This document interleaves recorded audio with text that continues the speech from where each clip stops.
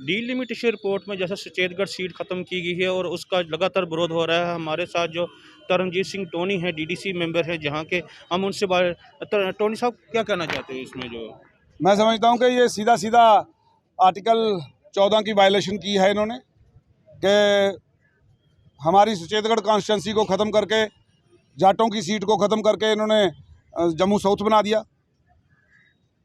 और ये कॉन्स्टिट्यूंसी मैंने आगे भी जिक्र किया, ये जब 1996 से पहले जब ये इसी बात की चर्चा चली कि दोबारा डिलिमिटेशन होने जा रहा है, तो चौधरी चूनी जी एक वफद लेकर, एक लोगों का जाटों को लेके, वो फारूक अब्दुल्ला से उस वक्त के जो चीफ मिनिस्टर थे उनको मिले और उनको बोला कि जनाब हमारा ख्याल रखना, एक जाटों को सीट ज़रूर देना।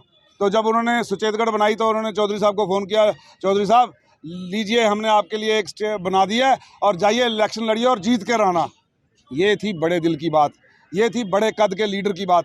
ऐसी घटिया राजनीति कभी 70 साल में नहीं की जैसे बीजेपी ने की है। ये जो डिलिमिटेशन कमीशन था, ये असल में बीजेपी कमीशन था। ये कहना आपका ठीक है, कुछ लोगों को फायदा देने के लिए बीजेपी ने किया, आपका जो आरोप है, पर नुकसान तो कुछ लोगों को नहीं, सिर्फ बीजेपी को ही फायदा देने के लिए किया है। सुचेतगढ़ में बीजेपी किसी को और को नहीं, सिवाय बीजेपी के। उन्होंने कैंडिडेटों को पहले नियुक्त कर रखा है, उन्होंने सबको नियुक्त कर रखा है, क्योंकि पटवार हल्का ध्यानी बीच में डालने का सीधा सीधा मकसद है कि मनियाल को उस कॉन्स्टिट्यूंसी के बीच में डाला जाए, ताकि विजयपुर जिसको रिजर्व करना था आज इतने साल बाद, उसको डी रिजर्व रखा जाए।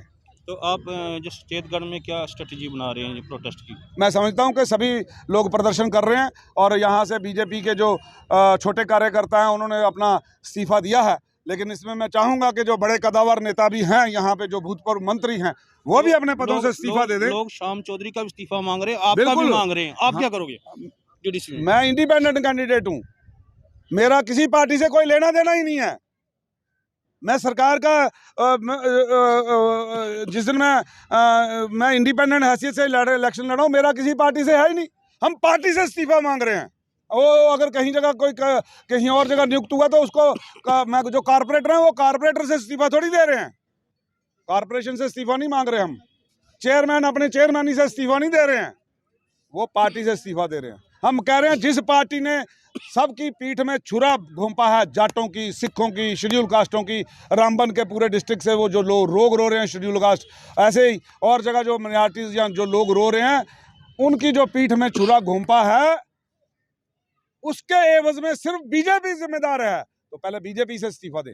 टोनी साहब, आपको भी जहाँ पर 20-25 साल हो गए हैं इसी क्षेत्र में लोगों को, अब जिस सीट को रिजर्व कर दिया और आरसपुरा के साथ क्षेत्र में कर दिया, अब आपका क्या प्लान है? अब आगे कहाँ से चुनाव? देखें, पहले तो हमारी यही कोशिश रहेगी, मैंने रविंद्र रैना से भी बात करी कि आप लोगों का कसूर है सरासर, आप इसको दुरुस्त करें, क्योंकि वो जो इन्होंने जाके इस्तीफे दिए हैं, इससे साफ जाहिर होता है अगर ये इनको प्रदर्शन करना था बीजेपी वालों को, तो ये करते जाके प्रदर्शन डिलिमिटेशन या चुनाव आयोग के बाहर। इन्होंने अपनी पार्टी में किया कि इनको पता है कि हमारी ही पार्टी ने सब कुछ किया धरा है, इसीलिए वहाँ जाके इस्तीफे दे रहे हैं। इसलिए मैं ये कहना चाहता हूँ कि आप सभी लोग ये बात जानें, ये मेरी और आपकी जंग नहीं है, ये सबकी जंग है।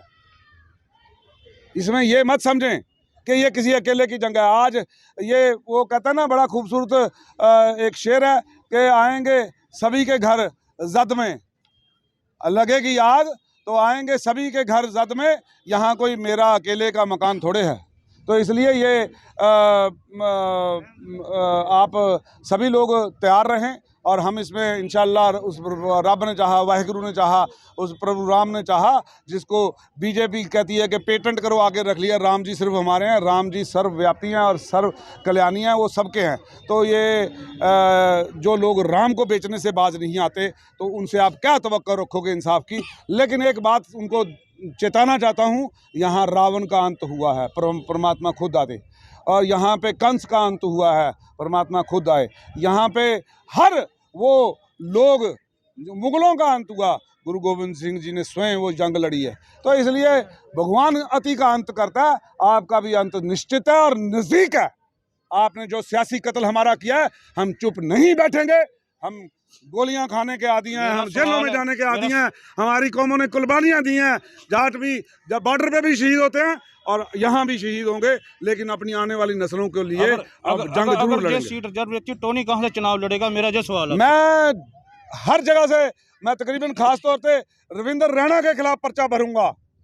मैं जम्मू साउथ से इलेक्शन लड़ूंगा, जहां से वो तैयारी कर रहा है वहां से इलेक्शन लड़ेंगे, और इस बार बीजेपी को वोट नहीं चोट देने के लिए इलेक्शन लड़ेंगे। ये थे DDC member Taranjeet Singh Tony. इनका कहना था कि सचेतगढ़ के हक के लिए सभी लोगों को एकजुट होने की जरूरत है। Mukesh Raina, take one channel, R S Pura. Take one अब आपके व्हाट्सएप पर।